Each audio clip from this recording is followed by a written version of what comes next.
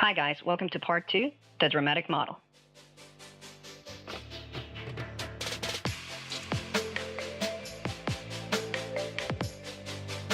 In this model, things work out a little differently. The main difference is that God didn't create the universe like a technologist, an architect, but rather, he acted it out, or dreamed it. This means that every being and thing is a role, a part, a character that the Godhead plays as. How do Hindus model God then? In the ceramic model of the Judeo-Christian tradition, God is seen as the supreme technocrat, the divine personal being that knows all technical aspects and details. Hindus don't think of God in that way. God doesn't have to or need to understand things technically in order to perform them. Man is the same in a way. We don't need to understand how we breathe or open our hands in order to be able to do them. Both God and man do what they do not because they have a technical blueprint, but because it's in their nature. The fundamental difference is that the dramatic model of Hinduism doesn't see a division or difference between God and the world, meaning existence. The universe is God at play. Existence is God acting. So, how did the Hindus arrive at such an idea of God? If one thinks and realizes that the universe is something, in the sense of it being comprised of all things, and questions why there's something instead of nothing, then the question really becomes why. Why would things be the way that they are?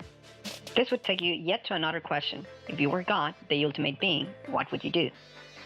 A different way of asking the same question would be, if you could dream any dream, what would it be? Well, first, surely one would fulfill all of their wishes, every desire, each and one of them.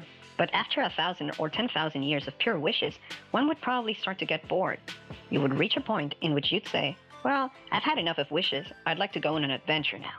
Adventures full of dangers and obstacles. And it would be okay, because you'd know you're the Godhead. And ultimately, it is a game. You would rescue princesses, kingdoms, fight huge monsters, and so. And it would all be incredible, because you still know it is a game, so you don't really get worked out or worried. But what happens after 100,000 years of those adventures? Well, eventually you would get bored too. This time, because even though it is a great adventure, you know you're the Godhead. You know you're safe, and that it will always be okay. You know you're God playing. So you decide to go on a different kind of adventure. One in which you forget you're the Godhead, the ultimate being, to make it all the more exciting. And eventually, if you follow this thread, you would end up dreaming the sort of life that you're living right now. What? But why would God do this? According to Watts, one of the basic motivations of existence is what we would call the hide-and-seek principle. That now you see it, now you don't. God says in a way, get lost, man, far away and play your game. I will find you later.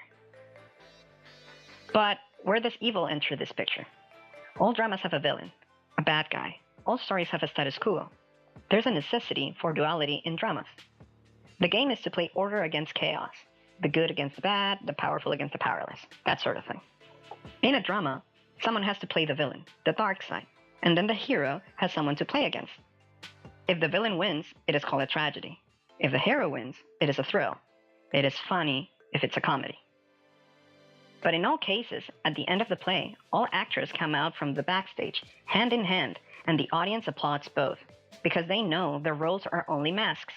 The Hindus feel then that behind the scene, in reality, under the surface, they are all the great actor, the supreme being playing.